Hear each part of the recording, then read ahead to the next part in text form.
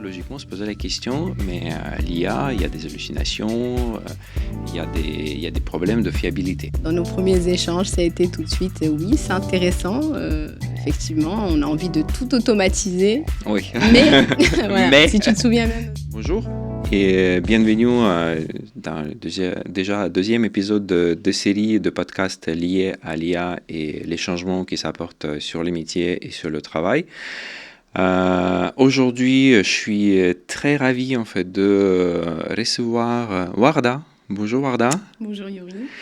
Donc, qui est experte. Toi, tu es experte en finance d'entreprise et tu accompagnes les dirigeants, les équipes, justement pour piloter la performance de l'entreprise, si j'ai bien compris. Exactement, c'est Voilà. bien résumé. Super. Et dans ton travail, toi, tu es plutôt en fait du côté de pilotage en fait sur les marges, sur la performance en règle générale, sur les coûts, c'est ça? C'est ça, je suis plutôt proche du compte de résultat en fait. C'est balayer un petit peu tous les postes et voir ce qui fait du bien ou ce qui nuit au résultat. Où est-ce qu'on peut couper les choses voilà. Ou est-ce qu'on peut ajouter les choses, c'est ça? Voilà. C'est souvent très tourné rentabilité réelle, beaucoup de calculs de coûts et vraiment piloter la performance, très tourné métier. D'accord. Et ça fait combien de temps déjà en fait, toi, t'es dans...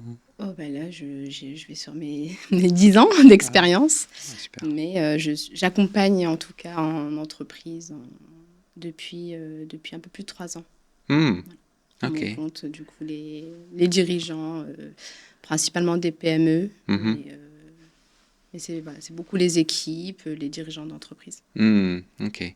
Oui, en effet, parce que comme avec Annie, avec qui j'ai eu l'occasion de discuter dans l'épisode précédent, que vous pouvez voir ici, c'est que on a fait notre rencontre au salon Go Entrepreneur, c'est ça? Entrepreneur, exactement.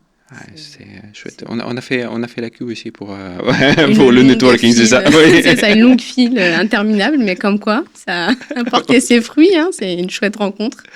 Ouais, c'est clair. On a fait notre networking en fait en attendant. C'est ça. Oui, donc là, merci d'être venu. Et l'idée qu'on va discuter justement en fait sur l'impact de l'IA, mais aussi sur en quelque sorte du numérique, hein, parce que l'IA en fait c'est juste un côté en fait du numérique qui est actuellement le plus visible. Sur le travail, sur le métier, et notamment sur ton métier.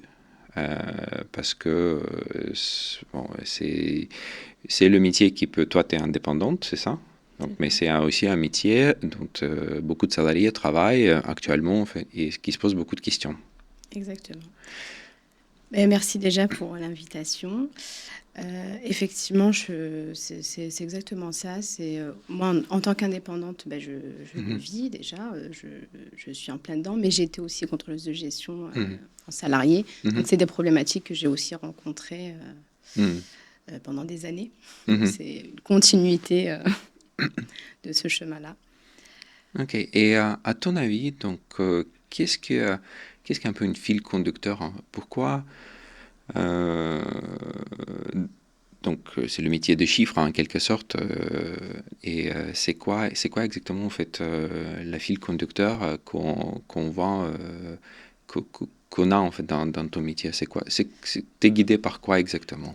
Alors, il y a cette recherche, comme je disais, de la performance, de la rentabilité, mais il y a au centre de tout ça les données, les bases de données. Donc, dans toutes les entreprises, dans tous secteurs confondus, toutes tailles confondues, on a cette base pour travailler, c'est les données. Donc, on en a de plus en plus. Ça vient du logiciel interne, ça vient des bases de données Excel, ça vient des CRM. On a vraiment un panel large de données.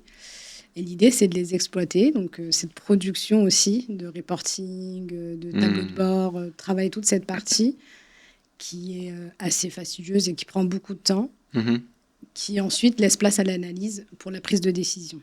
Donc, c'est plutôt tout est centré là-dedans. D'accord, ok. Donc là, effectivement, Si on parle en fait de... Tu as évoqué le compte de résultat, en fait. Donc, le compte de résultat, les lignes avec des chiffres, l'année après l'année. Exactement. Et là, ces chiffres-là, ils viennent en fait des postes, soit de dépenses, soit de revenus. Et c'est là la source, finalement, pour toi, c'est ça. Donc là, c'est ça ce que tu bases. Explique-moi même, donc voilà, le métier en fait du contrôleur de gestion. En fait, explique-moi un peu qu'est-ce que tu prends comme la source et qu'est-ce que tu produis en tant que contrôleur de gestion. Alors, c'est très intéressant ce que tu dis parce que sur le compte de résultat, effectivement, il y a cette partie chiffre d'affaires et ensuite cette partie coût. Alors, sur le chiffre d'affaires, généralement, en tout cas dans l'accompagnement moi, que je fais, les dirigeants connaissent parfaitement leur métier, savent comment faire leurs chiffres. Mmh. Mais là où moi, je vais vraiment aller plus loin et où je propose mon accompagnement, c'est plutôt la partie coût. Mmh. Parce qu'au final, c'est passer vraiment tous les postes. Mmh. Et souvent, un cas concret, c'est un dirigeant qui me dit, voilà, moi, mon chiffre augmente depuis 3-4 ans. Là, c'est en plein mouvement sur cette année particulièrement. Mais je vois que la rentabilité... Mmh. Alors après, il y a la définition de chacun de la rentabilité, mais en tout cas, on va en parler. Voilà, en tout cas, lui se dit ce que je gagne, mon bénéfice à la fin, se dégrade quand même. Et donc, il y a un problème réel, voilà, un constat vraiment réel. Donc, c'est à partir de là où c'est intéressant parce qu'on va aller voir tous les postes et trouver celui qui va nuire au résultat finalement. D'accord, ok. Et donc, ça peut être, dans l'activité, ça peut être dans beaucoup de choses, mais voilà, faut vraiment, là, on va vraiment, ça sera plus un constat, on va pouvoir agir. C'est là où on va arriver vraiment à la prise de décision éclairée avec toutes les informations nécessaires pour prendre les bonnes décisions. Okay. On prend généralement assez vite. Ouais, ok, ouais. Donc là, normalement, quand on fait du business, n'importe quel business, on prend n'importe quelle entreprise, donc l'entreprise sait vendre. Donc, et ramener les chiffres dedans, mais là, la question après, ok, on a à la fois les produits, mais on a des charges. Et c'est ça, en fait, c'est les charges en fait, qui sont intéressantes de regarder pour voir en fait, comment on peut jouer là-dessus, c'est ça, pour augmenter la rentabilité en fait, de l'entreprise. Exactement. Et là où, en fait, là, on va aller un peu plus loin que sur les métiers, par exemple, de comptabilité, c'est qu'on va aller dans l'analytique, on va rentrer en fait, vraiment dans des détails beaucoup plus opérationnels. Et souvent, c'est ce qui est révélateur des choses. Des choses, exactement. Ok, donc là, je vois beaucoup plus clairement. On a à la fois en fait, des produits, donc des charges, et là, en fait, tu interviens là-dessus, sur les charges, pour voir quels sont les postes qu'on peut optimiser en quelque sorte, c'est ça. Donc, c'est ça. Et tu bases cette analyse sur les données produites par l'entreprise. Exactement. Et parfois aussi, souvent même, il y a cette partie charge, mais il y a aussi, sur des entreprises où on a notamment plusieurs activités, ça va être aussi de calculer des rentabilités par secteur, par produit, par activité. Et aussi de prendre des décisions, d'arbitrer en fait entre ces produits, entre deux produits par exemple. Voilà, de voir sur un produit qu'on fait plus de chiffre d'affaires, mais faut voir aussi est-ce qu'il est plus rentable aussi, parce que ce n'est pas nécessairement vérifié. Donc c'est pour ne pas tout mélanger dans le même panier. Voilà, c'est vraiment... pour dire, ok, il y a des produits, on peut analyser ce produit-là, est-ce qu'il est rentable l'autre, et comment les coûts sont répartis, voilà. C'est ça. Mais bien sûr, on reviendra toujours au coût, puisque voilà, la rentabilité aussi. Oui, ça dépend. Voilà, on le sait, hein, c'est valable pour nous aussi. C'est pas parce qu'on gagne un plus grand salaire qu'il nous reste plus. Voilà, si on achète plus derrière. Voilà, si on a un loyer plus important. Enfin, donc c'est la même logique qui s'applique à l'entreprise. Ok, très intéressant. Et qu'est-ce que tu vois? Qu'est-ce que tu as déjà vu comme outil qui était utilisé? Qu'est-ce que tu as aidé dans ton métier en quelque sorte jusqu'à là? quels sont les outils que tu utilisais le plus souvent, peut-être? Alors, souvent, dans toutes les entreprises, on a toujours un logiciel interne qu'on fait souvent parler en extrayant des données. On revient toujours sur du Excel, quoi qu'il arrive. Donc, je suis aussi, comme tu le sais, formatrice sur Excel. Donc, ça reste la base. Aussi sur ces outils. Mais maintenant aussi avec Power BI, on va un peu plus loin aussi notamment sur les parties reporting. Après, c'est beaucoup des ERP aussi, comme pour la comptabilité, Oracle, aussi, pour la paye, parce qu'il faut bien sûr, pour fiabiliser les données, cadrer entre nos calculs de gestion et les calculs de comptabilité. Et souvent, jusque-là, c'est faire travailler tous ces logiciels en fait entre eux, extraire des données, les piloter, faire des reporting, des tableaux de bord. Donc, c'est beaucoup de techniques. Et souvent, maintenant, on a beaucoup de logiciels, on peut faire des belles choses, mais comme je le dis, il faut toujours... Donc, produire des choses, ça devient simple même, mais il faut un accompagnement derrière, il faut l'analyse humaine, l'expertise, l'expertise pour agir derrière, pas uniquement faire le constat. Ouais, c'est intéressant ce que tu dis. Effectivement, il y a une démultiplication des logiciels de tout type, de tout sort. Si on passe sur les salons tech, on a eu l'occasion. Oui, on a eu l'occasion, effectivement. Donc, tu fais un parcours et tu vois les mêmes logos qui sont affichés pour les entreprises différentes, parce que tout le monde essaye de vendre son logiciel à tout le monde. Donc exactement. Là, tu vas démultiplication de ce fait. Et il y a aussi cet aspect que les startups sont financées derrière. Ils sont en quelque sorte produits pour l'objectif de gagner l'argent et après, en fait, de les valoriser et de les revendre. Et du coup, en fait, il y a une certaine logique, en quelque sorte, consumériste qui s'installe sur le monde même de start-up. Parce que on consomme l'entreprise et après, on le vend, on l'achète derrière. Donc dans cet écosystème, si on revient sur ce métier, dans cet écosystème, il y a beaucoup de logiciels, effectivement. Donc, j'imagine qu'il y a beaucoup de données aussi. Il faut manipuler, il faut prendre les données de là, prendre les données de l'autre logiciel, et après il faut analyser. Donc il faut appliquer en quelque sorte ton expertise là-dessus pour dire ok, voilà, donc là on peut faire quelque chose ici, quelque chose là-bas, c'est ça?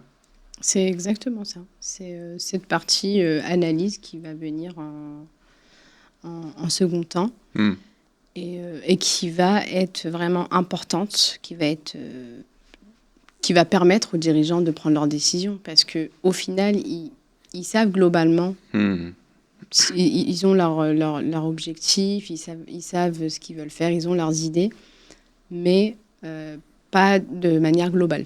On n'a pas une vision totale, une vision, comme je dirais, éclairée, sur la totalité de l'activité. Donc, on connaît le métier, mais une fois de plus, on va revenir à la rentabilité, on va revenir à tout ça, mais d'être conscient, en fait, avant de prendre ces décisions. Parce qu'il y a aussi un autre point aussi que je pense que mes confrères vont être du même avis, c'est qu'on a des délais très courts pour cette prise de décision. Ouais. Et que souvent, il y a cette course à la montre, en fait, pour produire les chiffres, pour les analyser derrière.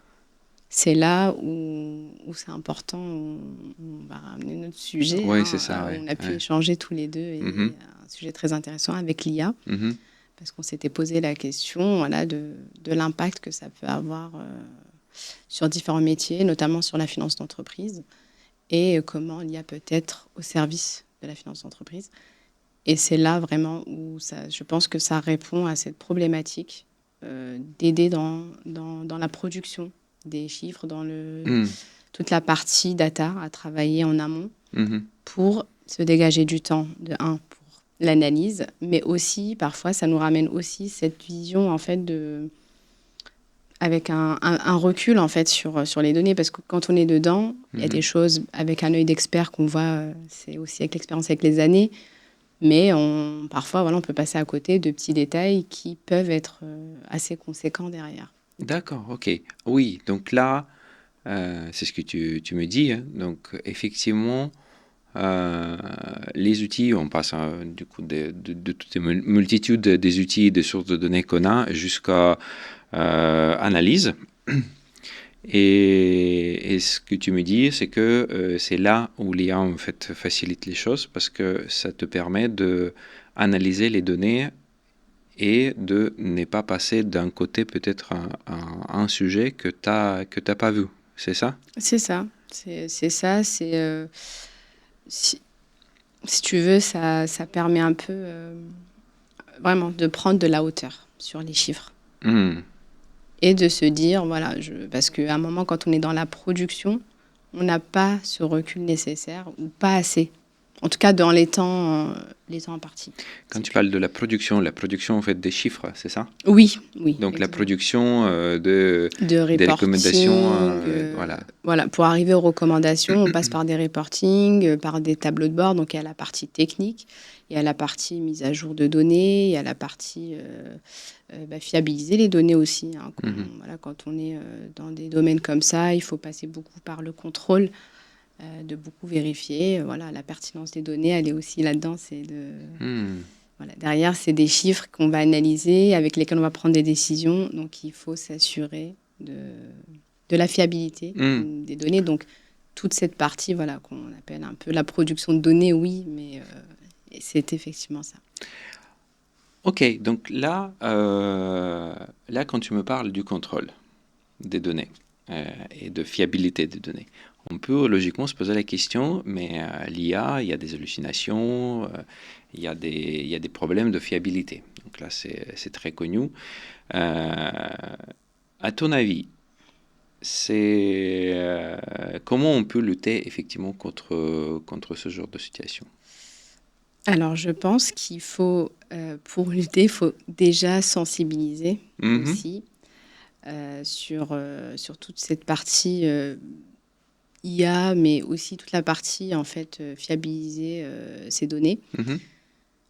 Et c'est des questions qui sont assez légitimes. Moi, la première, dans nos premiers échanges, ça a été tout de suite, oui, c'est intéressant. Effectivement, on a envie de tout automatiser. Oui. Mais, voilà, si tu te souviens bien de nos échanges. Oui, mais moi, ça me fait peur. Voilà, parce que voilà, on se pose plusieurs questions. C'est déjà où est-ce qu'elles vont passer nos données. C'est des données assez sensibles. Donc voilà, on a un petit peu peur de ces premières questions que je t'avais posées, c'est voilà, de se rassurer, comment ça se passe. Il y a aussi, donc ça c'est la première partie, mais la deuxième c'est aussi effectivement les hallucinations. Voilà, on s'amuse à tester un petit peu sur des cas très concrets pour voir un petit peu aussi les retours qu'on a de l'IA. Et donc oui, c'est ces deux problématiques. Et je pense que pour répondre, il faut un œil d'expert comme le tien, tout simplement, pour éclairer sur le sujet, pour aussi rassurer hein, si c'est le cas. Ouais. Mais voilà, c'est vraiment avoir peut-être cet œil d'expert pour répondre, hein, je pense, à cette problématique qui, je pense, dans tous les métiers, pas que la finance, je pense que tout le monde se pose cette question de se dire, voilà, est-ce que je peux avoir confiance? Ça va très vite aussi. Hein, on voit aussi les différentes IA oui, c'est démultiplication, ouais, tout à fait. Voilà, donc ça fait peur aussi, cette accélération. Voilà. Encore une fois, on revient sur l'écosystème de start-up et leur logique d'aller assez vite. Exactement. Mais voilà, d'avoir peur aussi, hein, je pense que c'est légitime et c'est un peu dans tous les métiers. Après, dans la finance, je pense que c'est encore plus sensible par la data qu'on traite, qui est quand même très... oui. C'est une donnée très sensible. Très sensible de l'entreprise. On a vraiment peur, en fait, ouais. de ce qu'on donne comme information et de ce qui va en être fait derrière. Tout à fait. Donc, tu Donc, ce que tu me dis, hein, c'est qu'effectivement, donc, pour prendre des décisions, on a besoin de données. Même si on a des données, il faut peut-être poser la question d'où ça provient. Est-ce que déjà les données sont fiables là en soi? Parce qu'on a ce concept qui existe qui nous dit garbage in, garbage out. Donc, si tes données ne sont pas de qualité, bah, tu n'auras pas de résultats de qualité non plus. Exactement.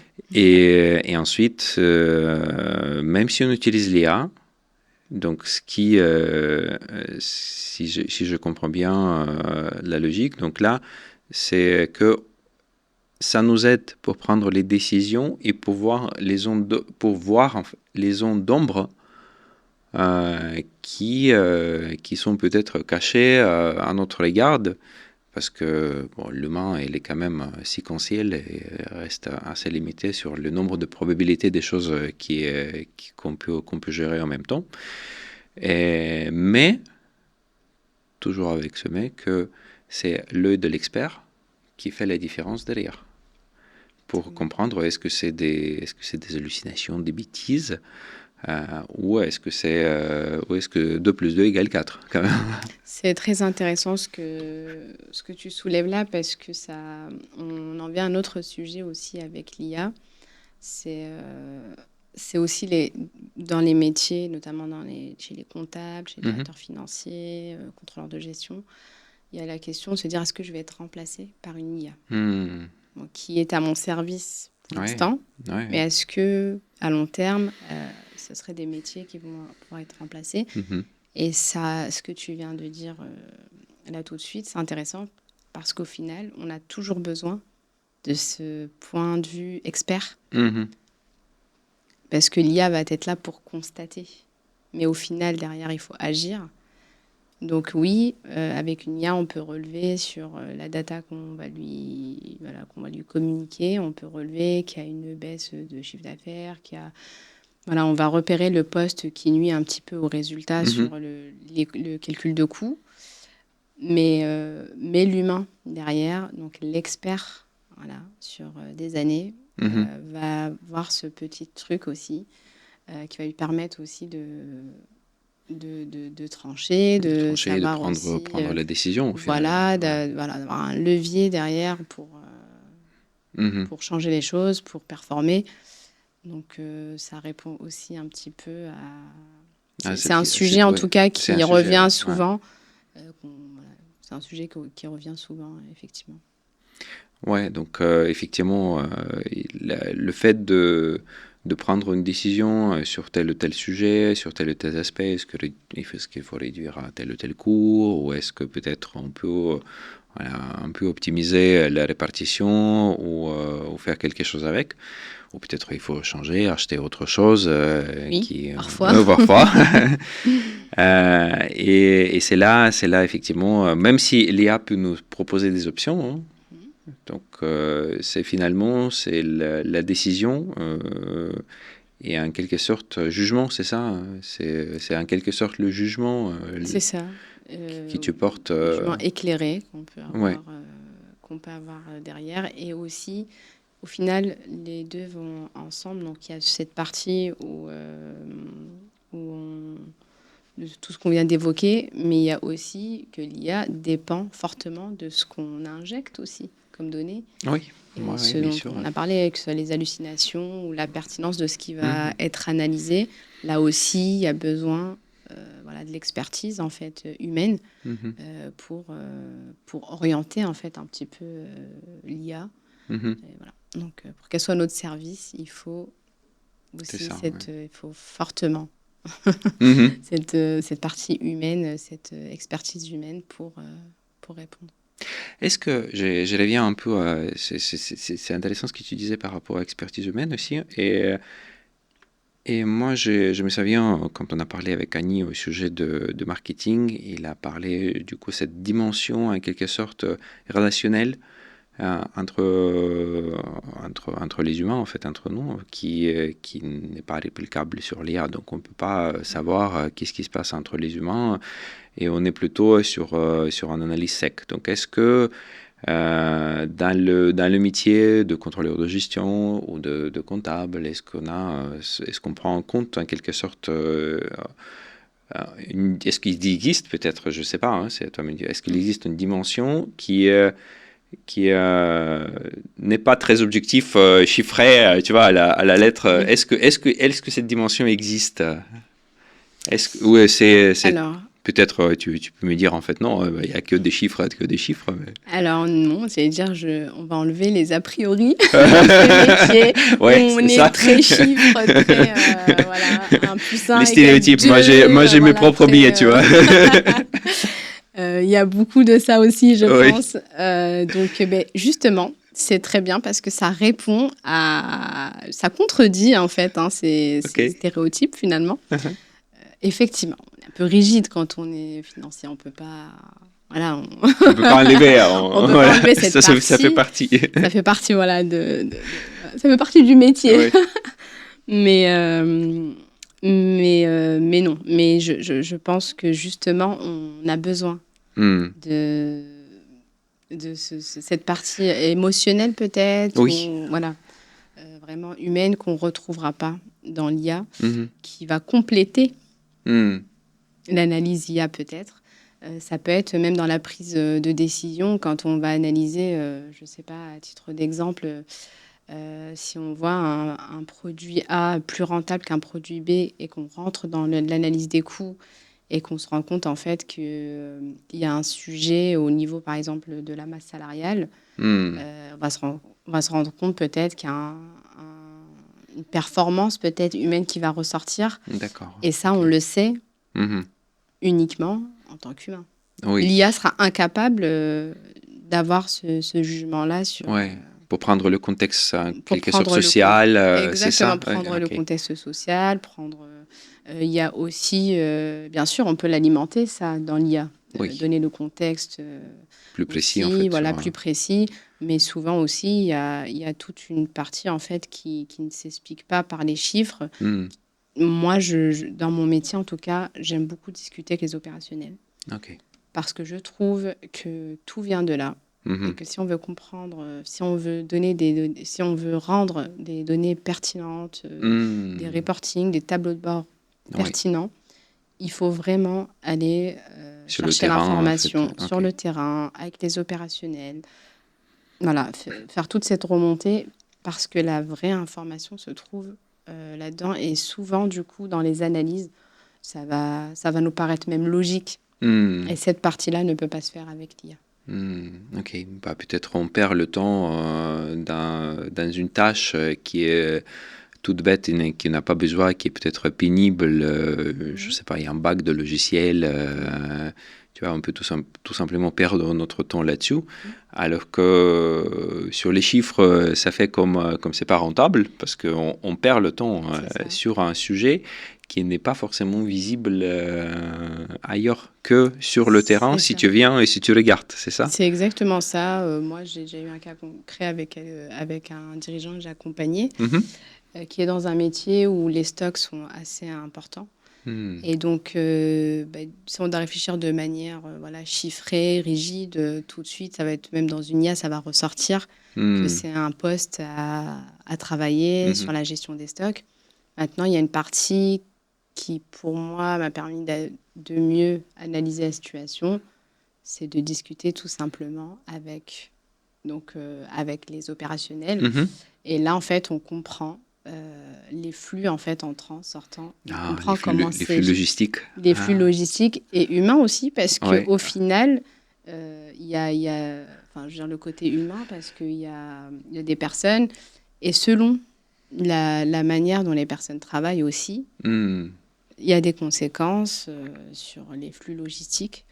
Et donc, on se rend compte que parfois, il faut revoir des fiches de poste. Voilà.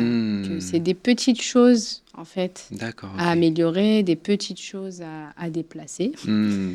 Et derrière... améliorer même les processus. Peut-être le processus tout court, il n'est pas efficace. On perd quelque part. C'est ça, oui. Et c'est pas forcément la personne, mais le contexte, en fait, aussi. Donc, revoir un peu l'organisation, parfois. que ce soit une organisation au niveau des effectifs, de replacer, tout en gardant ses effectifs, je veux dire, mais c'est juste en fait réorganiser un petit peu les postes. Et ça, on le sait que si on a cette info des personnes qui nous expliquent en fait les problématiques qu'ils rencontrent au quotidien, et souvent eux-mêmes ont des petites idées en fait qu'il faut comment il faut faire les choses. Il faut juste en fait prendre le tout dans son ensemble et d'améliorer le système. Super, super. C'est très, très, très intéressant ce que tu viens de dire. Effectivement, donc, quand on regarde les coûts, les chiffres secs dans notre bureau, tranquillement et en utilisant l'IA pour faire les analyses, pour nous aider avec les données, voilà, tout en restant dans le cadre de fiable, de confiance, si on parle de données de l'entreprise et de pratiques, comment on partage ces données avec l'IA, mais effectivement, le constat qu'on peut dire, ok, tout ne se résout pas uniquement sur les chiffres. Donc, tu peux voir, oui, bon, là, c'est pas efficace, on peut peut-être supprimer quelque chose ici, ou acheter moins, ou acheter plus. Donc, ça dépend comment on voit les choses. Mais plutôt, s'intéresser à ce qui se passe derrière. Donc, si quelque chose ne va pas sur les chiffres, peut-être c'est juste une indication. Et l'IA ne va pas forcément savoir tout le contexte que tu as sur le terrain. Et parfois, il faut aller justement sur le terrain, poser les bonnes questions aux bonnes personnes et de comprendre les sujets en cours. Hein. Peut-être il y a juste quelque chose qui ne fonctionne pas ou était mal fait de base. Qui empêche faire bien le travail et travailler un peu plus efficacement. C'est exactement ça. Et c'est là, en fait, où l'IA va être intéressante parce que l'IA va nous servir un petit peu d'alerte, finalement. Sur les chiffres. Oui. Ça va, voilà. On va voir, en fait, qu'il y a quelque chose qui ne va pas. Ça va nous alerter sur un poste de dépense, par exemple, ou sur une anomalie, en tout cas, qui ressort de manière chiffrée. Et nous, on fait le parallèle avec les opérationnels, avec les dirigeants, on va essayer de trouver l'info là où l'IA sera incapable d'aller chercher cette information. Très intéressant ce constat. Et je te remercie beaucoup, Warda. C'est génial. Je pense que tout le monde va profiter de cet épisode pour comprendre que derrière les chiffres, il y a aussi des humains, en fait. Il y a aussi des opérations et de voir comment ces opérations sont organisées, en quelque sorte, pour comprendre les chiffres derrière. Hein, parce que même si on prend les données et analyse les chiffres avec l'IA, et on peut, en quelque sorte, optimiser quelques tâches ou sous-tâches. J'ai entendu parler qu'on parle plus des tâches, mais on parle aussi des sous-tâches parce que dans les tâches, il y a des sous-tâches et on peut optimiser quelques sous-tâches, mais pas toutes les sous-tâches. D'accord. Tu vois? Donc là, visualise effectivement. Voilà, je ne connaissais pas le terme de sous-tâche. Voilà, mais je découvre avec toi. Mais ça existe parce que même si je visualise très bien le concept. Tu vois, ouais. Donc là, et même si on essaie en fait d'utiliser l'IA dans quelques sous-tâches, c'est pas forcément qu'on a toute la visibilité au niveau de même tâche. Si une tâche d'optimiser une chiffre, quelque chose comme ça, donc là, une sous-tâche peut être aller chercher sur le terrain de l'information. D'où effectivement l'importance, une fois de plus, de l'accompagnement par un expert dans ces domaines-là. Et de comprendre qu'est-ce qui se passe. Et de comprendre et aussi de ne pas se disperser aussi, parce qu'on risque aussi de faire de la microgérance aussi, d'aller sur tous les sujets, souvent chez les dirigeants, c'est plus sur des très petites entreprises, mais souvent on retrouve cette problématique parce qu'on sait un petit peu ce qui ne va pas, sauf que voilà, on va un petit peu dans tous les sujets. L'équilibre. L'équilibre, et puis on peut se retrouver à travailler beaucoup sur une petite sous-tâche du coup, mais qui n'est pas en fait le vrai problème. Il y a un problème d'efficacité peut-être derrière. Des délégations. Mais voilà. c'est un autre sujet. C'est un autre sujet, effectivement. Ouais. Mais c'est un bon sujet d'en parler aussi un jour, peut-être. Peut-être. Dans un autre podcast, pourquoi pas, dans un autre épisode. C'est ça, c'est ça. Bah écoute, je te remercie. Je te remercie beaucoup. C'était une discussion très intéressante et éclairante parce que j'ai pas vu effectivement cette dimension parce que pour moi, je suis dans mes biais aussi. Et là, ça m'éclaire beaucoup que on peut utiliser pour résumer en quelque sorte, en tant que contrôleur de gestion, expert comptable, on peut utiliser l'IA dans le cadre de confiance pour analyser les données, qui met plutôt dans le cadre d'alerte en quelque sorte, pour voir, ok, on peut se plancher sur les postes. Mais ensuite, pour comprendre qu'est-ce qui se passe derrière, on n'a pas tout le contexte. Et l'IA n'a pas tout le contexte de l'entreprise non plus. C'est ça. Surtout le contexte relationnel, social au sein de l'entreprise. Et c'est pour ça où là, le rôle de l'expert, de salarié même, va être important pour prendre en compte ce contexte. Et là, on peut faire une action sur les chiffres ou proposer une action c'est exactement derrière. Ça. Ça résume quand on demande la définition de pilotage de la performance. Pilotage de performance. Tu l'as très bien résumé. C'est bouclé. C'est vraiment ça. Donc, merci à toi aussi pour l'invitation, pour cet accueil. Et puis pour ta vision d'expert en IA, parce que dans nos échanges en off, tu m'as beaucoup rassuré aussi, tu m'as beaucoup éclairé aussi sur l'utilisation aussi qu'on peut avoir. Et vraiment, je pense que c'est des sujets très intéressants. Donc merci. Ça rejoint notre rencontre, finalement. Exactement. Parce c'était on avait trouvé des dynamiques assez similaires sur les sujets. Donc, merci encore. Merci beaucoup. Merci, Warda. Et merci tout le monde. On va continuer les discussions autour de l'IA et de son impact sur les métiers, sur le travail en règle générale, pour aller au-delà de recherche, de hype médiatique, pour aller discuter et comprendre mieux comment l'IA impacte certaines tâches, certains métiers et discuter là-dessus sur notre série de podcasts. Merci beaucoup.